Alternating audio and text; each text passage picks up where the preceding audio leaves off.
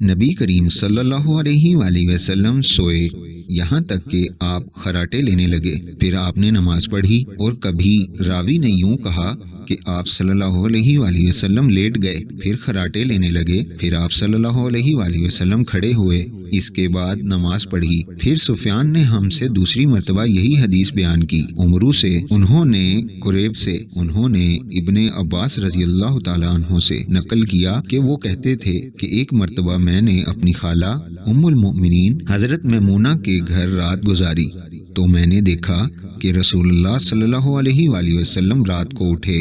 جب تھوڑی رات باقی رہ گئی تو آپ صلی اللہ علیہ وآلہ وسلم نے اٹھ کر ایک لٹکے ہوئے مشکیزے سے ہلکا سا وضو کیا۔ عمرو اس کا ہلکا پن اور معمولی ہونا بیان کرتے تھے، اور آپ کھڑے ہو کر نماز پڑھنے لگے تو میں نے بھی اسی طرح وضو کیا جس طرح آپ صلی اللہ علیہ وآلہ وسلم نے کیا تھا، پھر آ کر آپ کے بائیں طرف کھڑا ہو گیا۔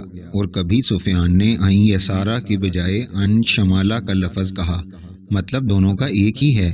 پھر آپ صلی اللہ علیہ وآلہ وسلم نے مجھے پھیر لیا اور اپنی داہنی جانب کر لیا، پھر نماز پڑھی جس قدر اللہ کو منظور تھا، پھر آپ لیٹ گئے اور سو گئے حتیٰ کہ خراٹوں کی آواز آنے لگی۔